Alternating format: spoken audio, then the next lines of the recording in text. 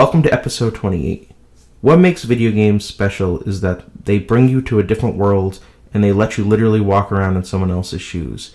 The power of this medium can be immense if they use it correctly.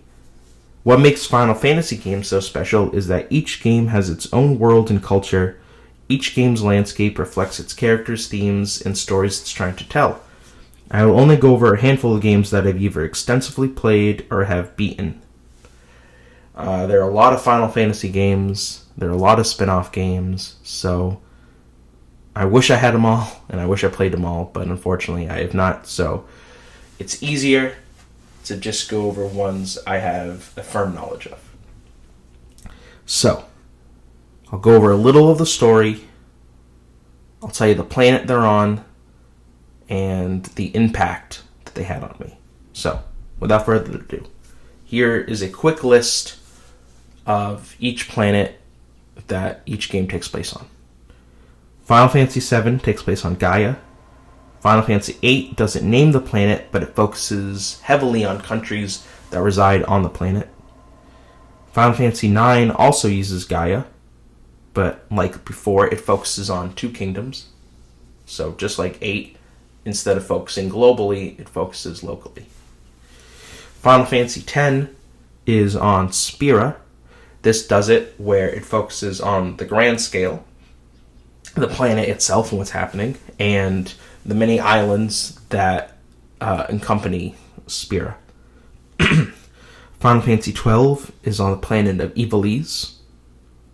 Final Fantasy XIV is on the planet of Hydaelyn. 15 is on the planet of Eos.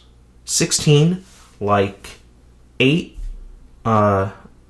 also doesn't name its planet, but like 8, focuses on countries and their relationships with each other, and like 9 has these empires and kingdoms that are either at war with one another or dealing with one another in some sort of way. So, now that I've given you the planets, I'm going to go over each game. Just a little bit. So, Final Fantasy VII, I did a previous episode on, is on the planet of Gaia. It takes place in the city of Midgar. And the Shinra Electric Power Company, so Final Fantasy VII is more science fiction, is draining the planet of its power. Essentially, the natural resource it's using to make everyone's lives comfortable, and there's a lot of wealth disparity. So, think of Midgar as like a giant pizza. You have the top crust, where this is where the, middle class to well-off people live, and then you have the bottom, where all the poor people live in the slums. You have the main character of Cloud, and like I said before, each game's themes, landscape reflect into its characters. So Cloud is a very barren character. He has a lot of secrets and issues. Each character is dealing with grief, so emotionally, it's not that like they have nothing, but it's not good. Each character is dealing with a loss of some kind. There are a lot of characters, so I'm not going to go over each one, but you have the main character Cloud, a main character Tifa, and main character Barret. And each character is dealing with a loss of their own kind. Series creator Hironobu Sakaguchi created this game partly dealing with the loss of his mother, so dealing with grief and what that means. This was also the first game in the series it's the second game in the series he didn't direct, but still stayed on as executive producer and really had some ideas with the story and stuff. To give a brief overview, Final Fantasy 1 to 5, series creator Hironobu Sakaguchi directed. 6, he stepped away from and stayed on as an executive producer and had other people that rose up through the company take on directing. 7, same thing. 8, he backed off. 9, he got back on. 10, he went off to work on a movie project. 11, I think he was a producer on. I have not played Final Fantasy 11. It was the first MMO of the series. 12, he was on his way out. And then from that point, each game was directed by its own team. So, back to 7. Sorry, that was a much required diversion I should have just done early on. So, each character is dealing with grief in their own way. Then you have Final Fantasy 8. 8 was the first, really love story of the series. And it stars Squall Lionheart. And he is a student at a military academy called Seed. The facility he's at is Balab Garden. And it's really a love story through time and space. I remember buying this game at a Best Buy and being like, wow, I get 3 discs, 4 discs. Such luxury. But it really deals with a group of characters that were orphans, that didn't know they were orphans. What is so interesting about Final Fantasy games is because these are multi-hour RPGs, they have the time and effort, and they could really go into these stories. Final Fantasy IX is about 2 warring kingdoms.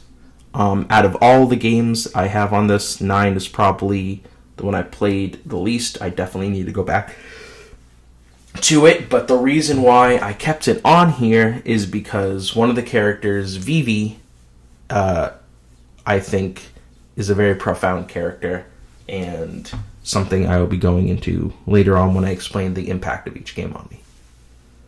Final Fantasy X takes place on the world of Spira, like I said.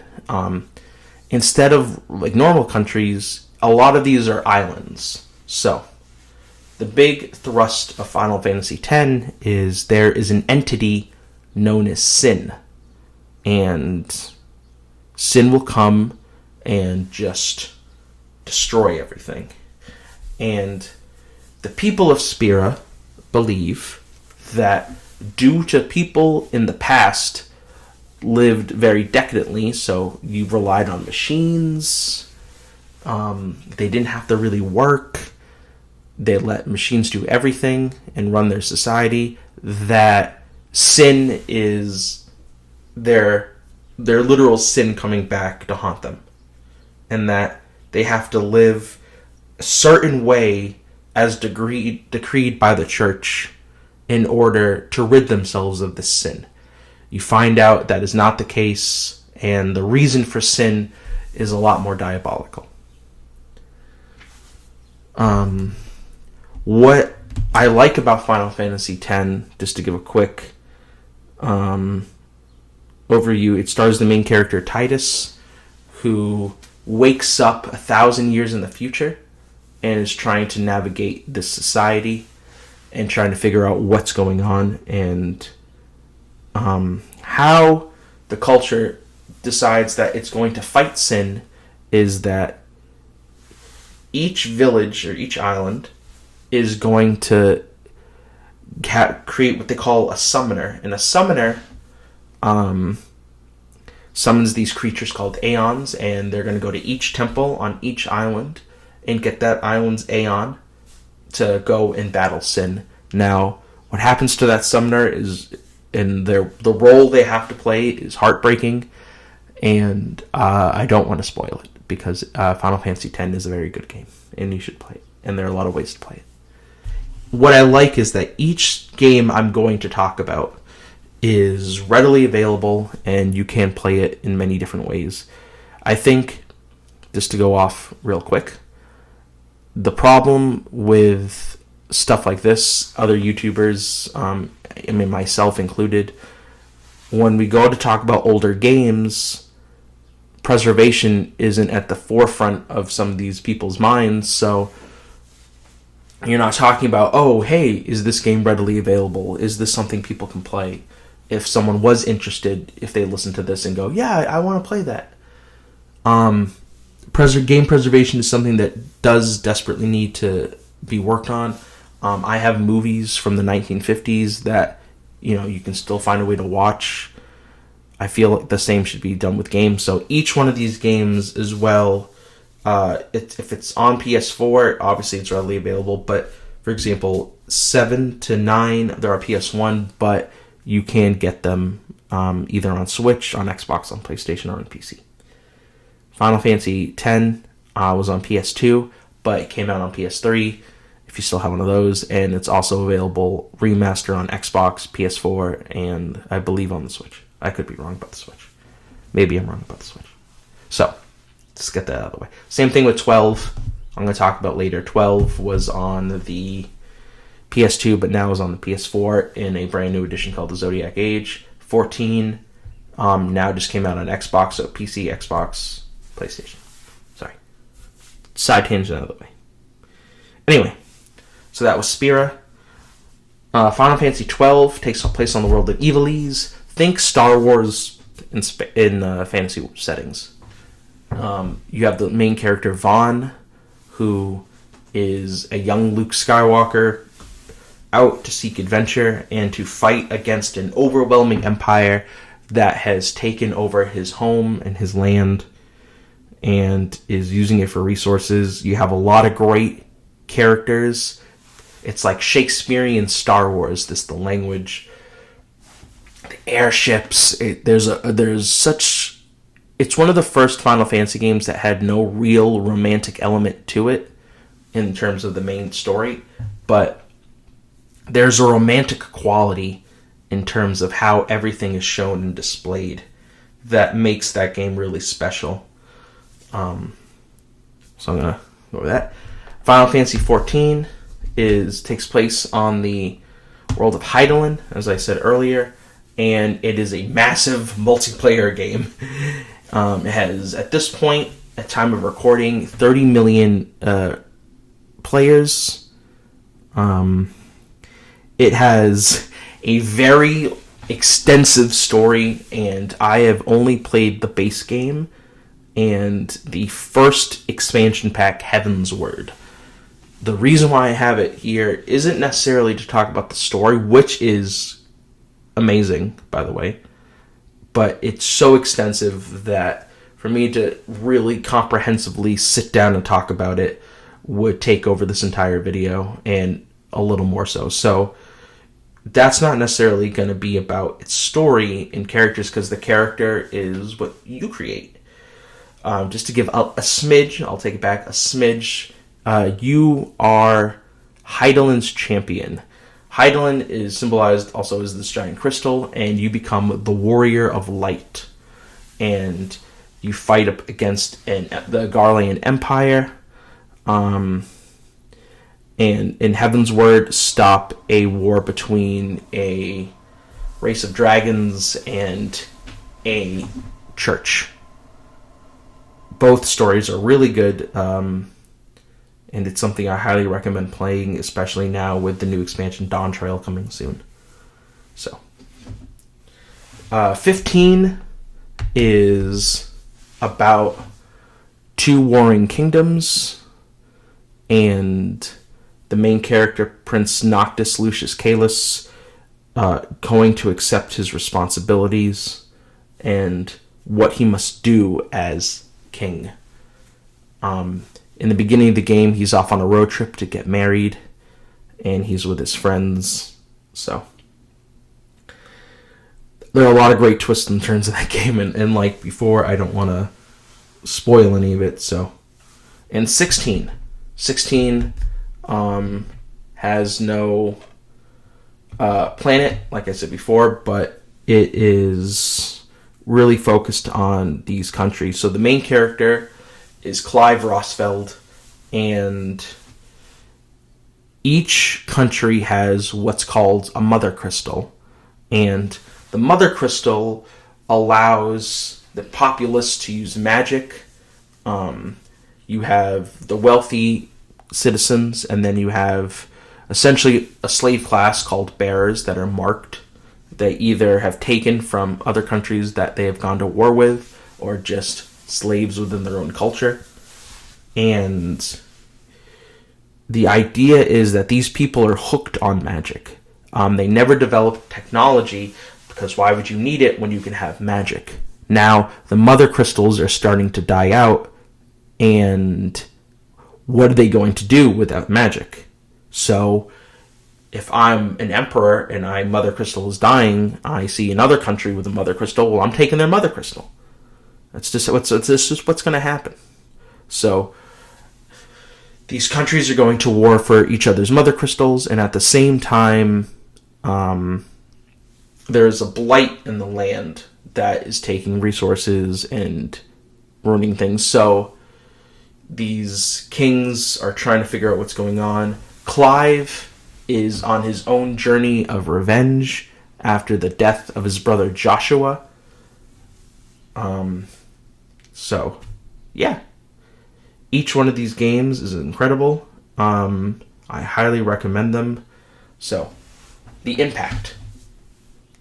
The World and Impact was the title, so now I'm going to talk about how each game impacted me. Now, the impact can range from when I was either in elementary school, high school, or middle school when I played them, or now. So, in terms of a timeline, I'm going to be a little all over the place, because when each game reached its peak to me, it was at a very different point in my life.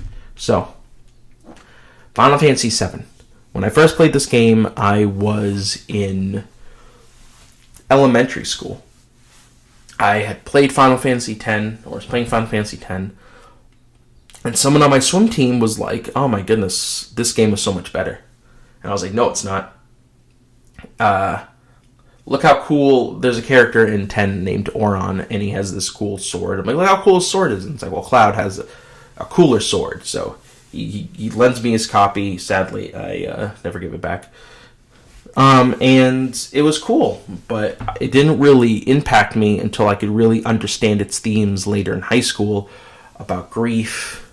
And it really didn't sink in until later in life, when I had a firmer concept of death and the understanding of loss and grief, and it sunk in even further with the recent passing of my father in 2022. And that idea that these characters are dealing with grief, and each their own individual and very personal grief, dealing with their dreams, with people they love, and them getting through with it, I found very impactful to me. And the idea the world is going through this crisis where corporations are taking from the most vulnerable people so they can line their pockets, I think is so universal. You know, people talk about the idea that, like, video games shouldn't be political. Well, this game came out in the 90s and was hugely political. The recent remake goes a lot into these themes and adds the idea of challenging destiny. So taking that remake and spinning it on its head and not going down the traditional path. So 7 and its remake really, especially the remake where now they have more graphical fidelity, where you can really see the grit of Midgar, does such a great job in talking about this grief, this individual pain of what's happened to people, and what's happening to the planet, and it's so relatable to now. So the impact, I believe, for Final Fantasy VII has only grown and grown, and this game ages like a fine wine narratively that I can just appreciate more and more. It even had a spin-off film, a sequel film that really touches more on those themes, and a spin-off game that really gets into each character's own personal pain. I think that's why this game has been impactful. It's why it's been impactful to me. It's also one of the first RPGs that really hit that global market and global scale where everyone was into 7. Like, fans of Final Fantasy may have played the other ones, but everyone played 7. So, that's 7. So, the next one is 8. The impact of 8 was, like, really love through time. So seeing the main characters Rinoa and Squall and their love story and their connection to one another, and Rinoa's Rinoa is also one of the main characters who's a freedom fighter, and their connection to one another. And one of the first songs in a Final Fantasy game to get me pretty charged up and also pretty emotional, "Eyes on Me," is the iconic song from the game.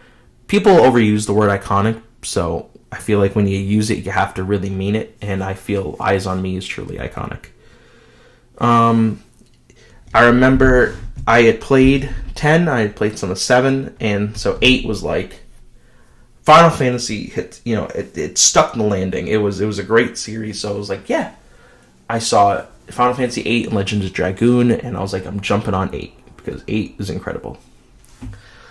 But yeah, it's one of my first real love stories in media that I found myself connecting to, and I found myself caring about these characters.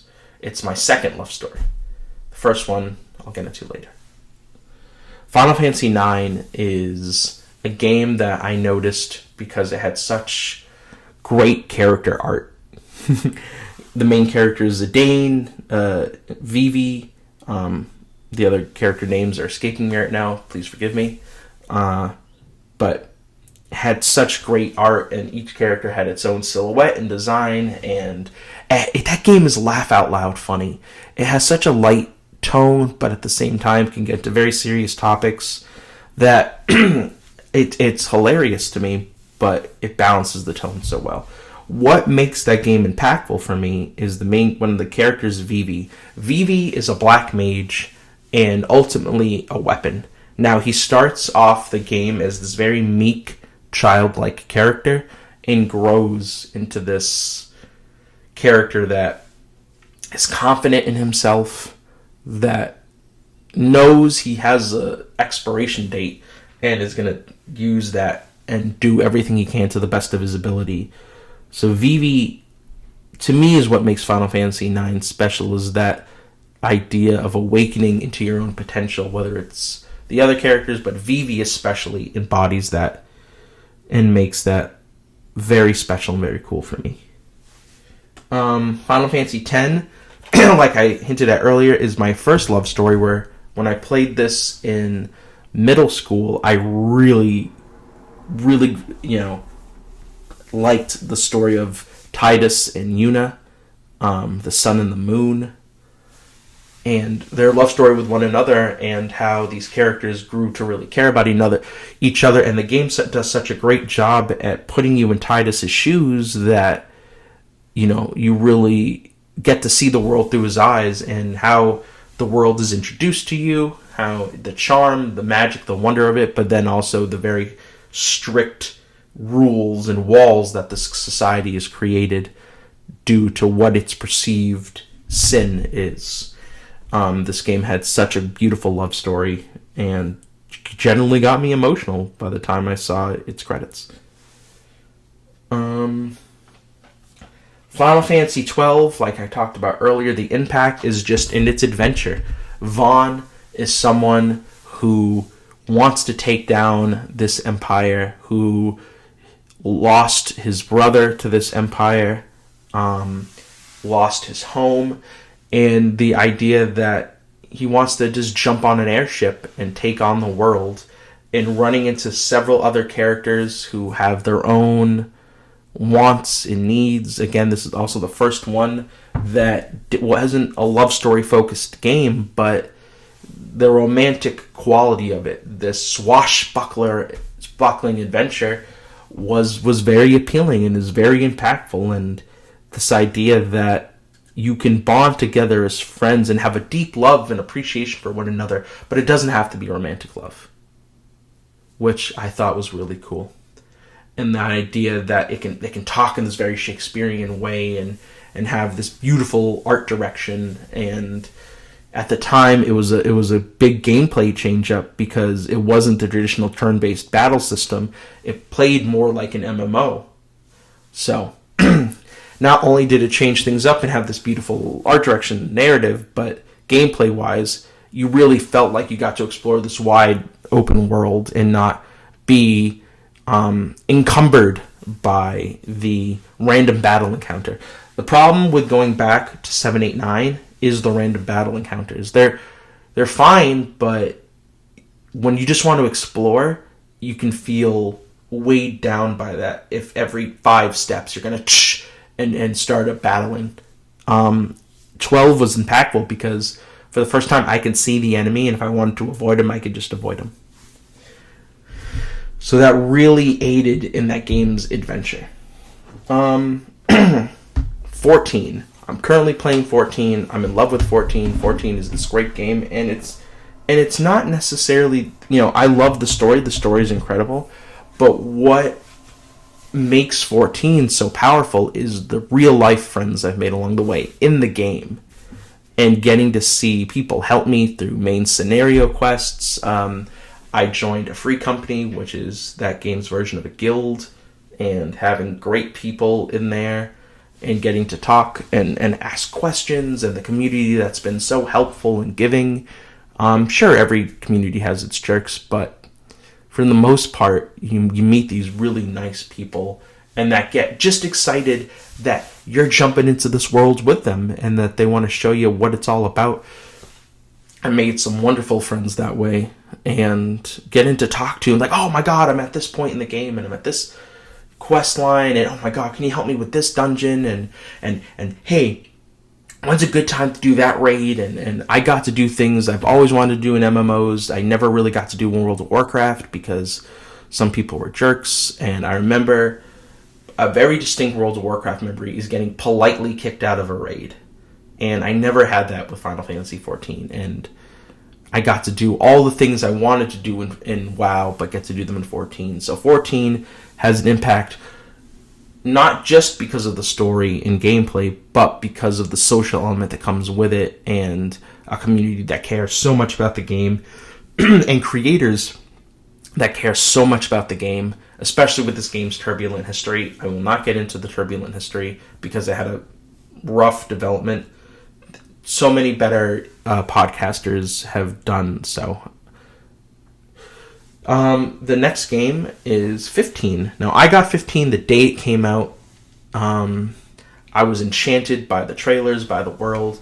And what I love about 15 is it's a chance for... it's 4 guys on this road trip together. And it's a chance for them to have, like, friendship depicted in a real, genuine way on a game. You're not always going to love your friend. Sometimes your friend's going to drive you crazy, and you're not going to always want to talk. And especially if you're on a road trip where you're like literally at the hip, you're going to have these great moments of bombastic laughs and fun, and you're goofing around. And then there are moments where you're tired. There are moments where you're like, don't even look at me. There are moments where you're like nodding off. You go through the spectrum of emotions. And especially with how the game's story progresses, I love this game where in media we don't always have men being open and vulnerable with one another. And I love in 15 that we have this game where people are open and vulnerable with each other, but also having men be open and vulnerable with each other, where we have a society that has told men, hey, you got to hold those emotions down, you got to not let it out. So to have these guys express their love, their doubts, their fear, their hopes with one another while on this journey to save the world I think is really special and really important. For 16 I have played recently. I have like 70 hours, not even 80 hours into 16. I love 16. I think what made that game impactful for me, one, it's the first giant mega game that I got to see at PAX East demoed. I've gone to PAX East, which is a game showcase convention for years now, and those big showings, always the line gets capped out, or I didn't notice in time and I didn't get to go to it. So, and also having the first AAA game where I know someone who worked on it. So for a lot of personal reasons, the game is special to me because, one, it was really cool to see it played on stage. It's from the team that made 14. They're really good. And this story of love, and in its all forms, good love, bad love,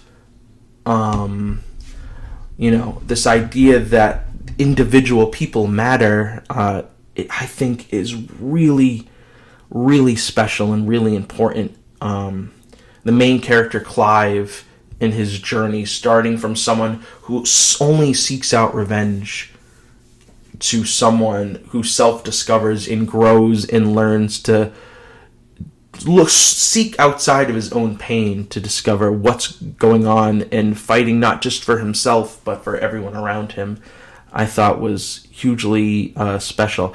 The game is so special, in fact, I feel like it deserves its own episode, and by deserves I mean it's gonna get its own episode. So yeah, that was a handful of Final Fantasy games and why they're all impactful to me. This episode definitely went longer than I thought it would. So, what's the point? Why am I going over the worlds of Final Fantasy and the impact that each game had on me while giving a minor synopsis? Because I feel video games, now we're getting into a point where people think that games are art, and they are important, and they do have narratives that can touch and heal and give, and to me they're just as important as theater, as film, as dance, as art. And it's funny to say that, like, a few years ago I'd been laughed off for having had those opinions, but to me games have had important stories since the early 2000s, the 90s, where you had from the earliest Final Fantasy games to now. From that range of time, I feel like game stories have been just as important, just as artistically important. It's not just about, oh, I'm fighting guys, or I'm doing this, And I find that people who really downplay this, there's people who don't play, obviously, but don't take the time to talk to someone who does play these things and does enjoy them. And I feel like if only there was a way that they could just see these games and these stories the way we see them, through our eyes, and to see why they're so special, I feel the idea of games as art can really move forward. Because, when I was at PAX, I went to a panel, and one of the panelists was talking about how these games is an escape from the world around you, but also you can find your truth in your life inside of these games, and it can be impactful. It can be, you can feel seen. So, I had another episode on empathy as well, and this is just a drum I'm going to bang forever, the idea that games are artistically important, games can show wonderful stories, and Final Fantasy has been doing it since its series creation with Final Fantasy 1 for the Nintendo Entertainment System. So, this is episode 28. I hope you enjoyed it. I hope that any of the games I mentioned are something you're interested in. These are all readily available, and games you can play. These games have wonderful stories. And yeah, I hope you have a wonderful day.